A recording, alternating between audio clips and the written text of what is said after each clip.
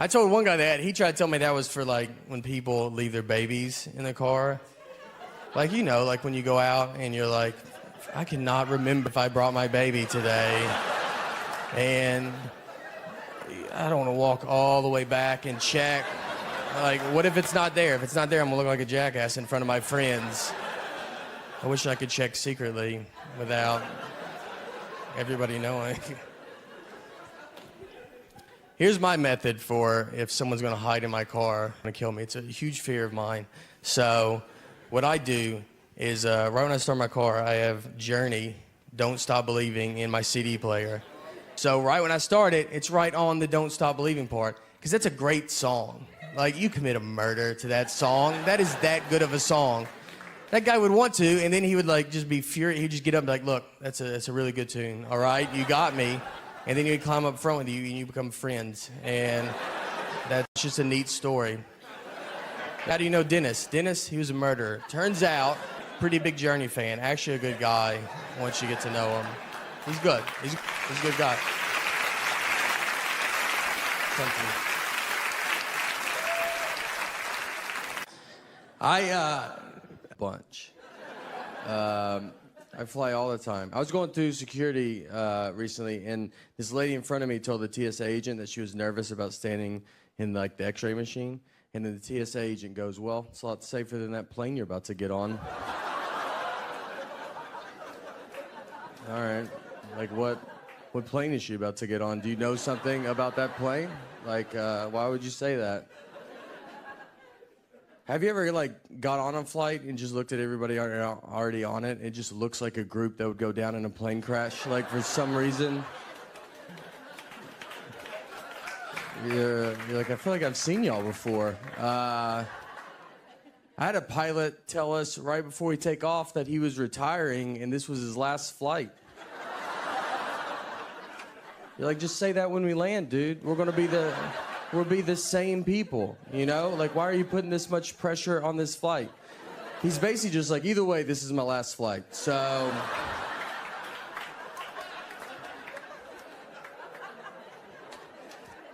I don't even like to change flights because I'm afraid I would change into one that goes down. And that would be so frustrating. Just to, everybody's crying and you're like, I think you guys are upset. I paid $200 extra to get on this flight. Like, you guys are lucky.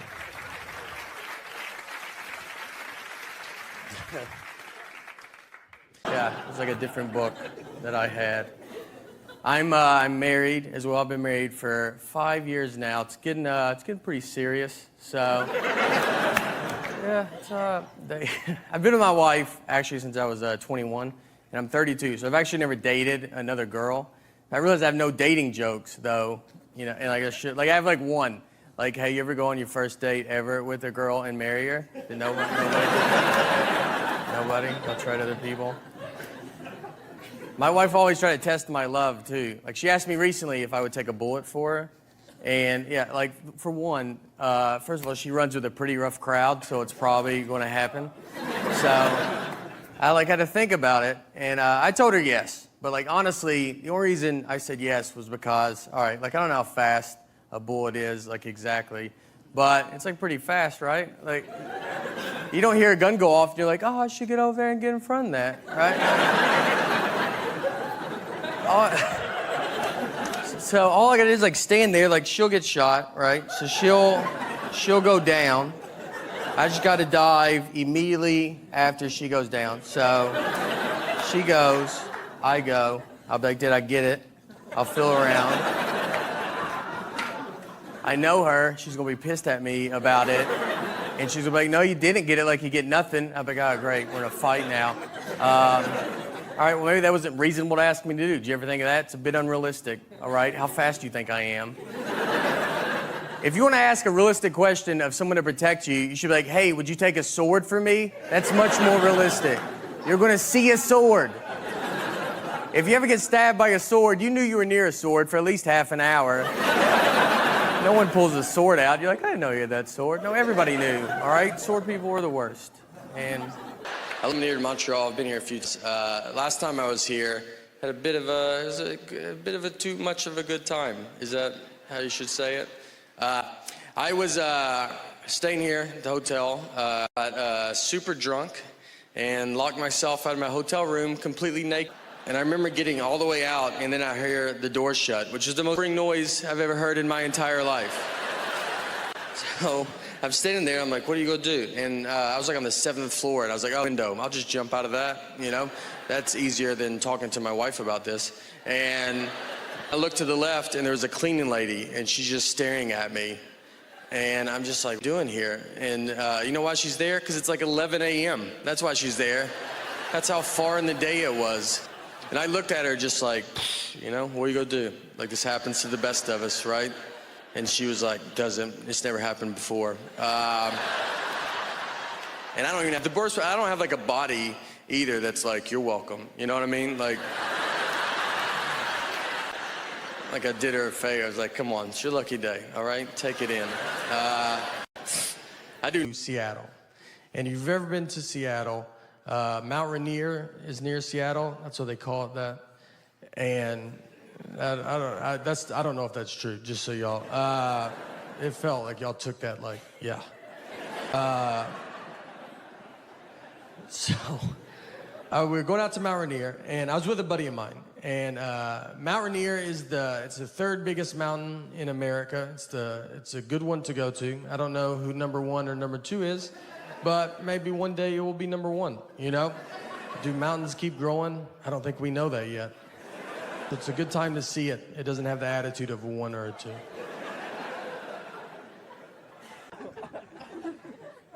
When we were doing these driving shows, we were all on a bus together. I convinced Nick that I didn't know who Nancy Kerrigan and Tanya Harding were.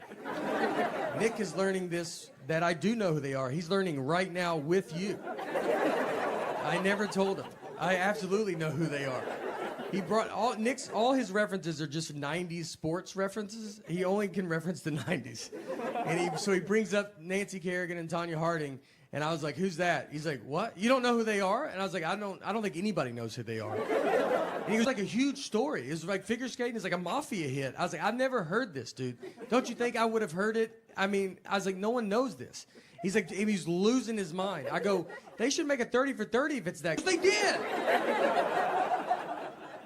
Another guy's like, they should make a movie about it. He goes, there's a movie. And he's just losing it. Thank you, everybody. That was exciting.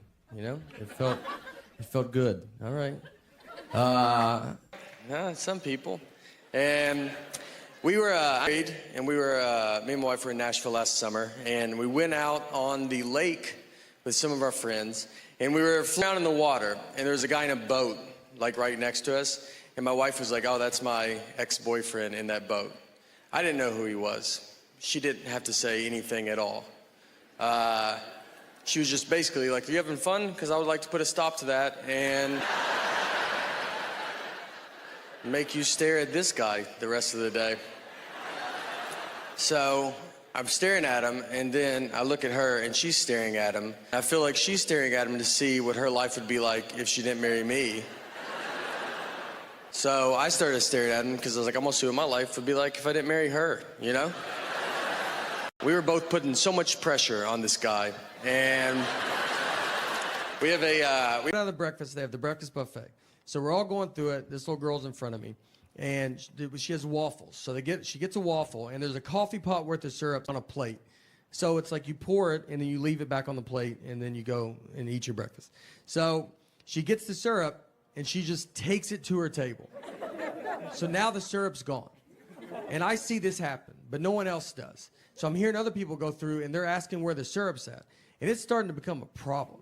I mean, people are like, where's the syrup? And the hotel's like, I don't know. That's all the syrup we have was out there.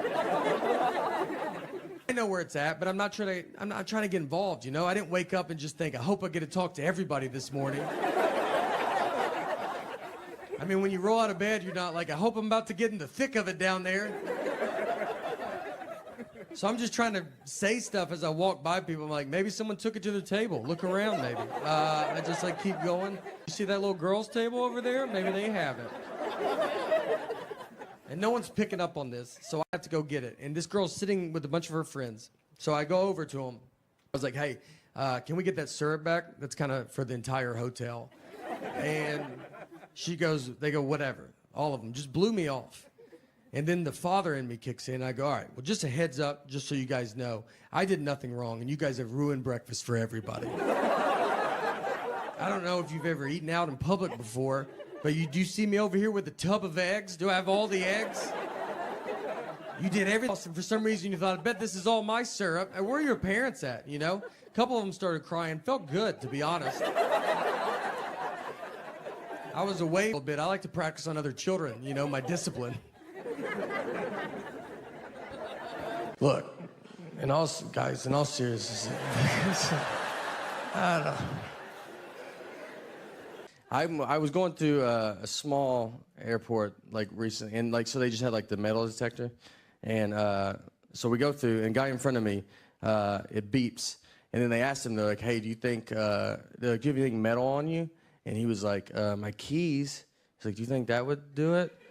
And it was like, I think that would be the #1 answer on Family Feud of what would set a metal detector off. Keys?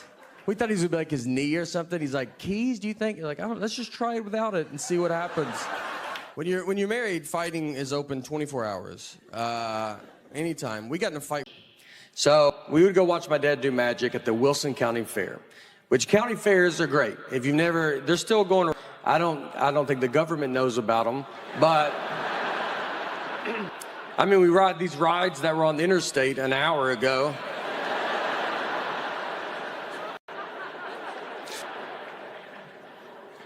This is it. This is, you know, it's something. Thank you guys for coming out. Appreciate it. Very excited. I tried to, I'm always like trying to lose weight, and then like you think, I'll tape a special, that will, you know, that'll do it, and then you just kind of, next thing you know, it's already started. So,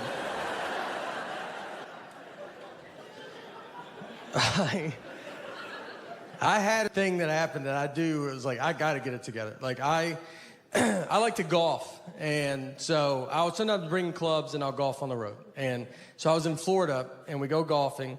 It's very hot, humid, gross. You get kind of feeling gross. So I wanted to change shirts before I drove back. And I go to the trunk of my car, and I take my shirt off, standing there, no shirt. And this old man walks up and goes, "Olivia?"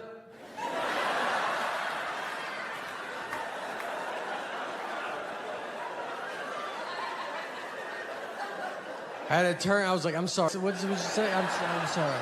And he was like, "Oh, sorry, honest mistake." And I was like, "I don't know." He was looking for his elderly wife and saw me with no shirt on and thought that could be Olivia. I had a car that he does not recognize. None of this is making him not. He's like, "I don't know. That's a dead ringer for Olivia." I don't know who he disrespected more, me or Olivia, to be honest. I mean, we could both have a word with him. My wife was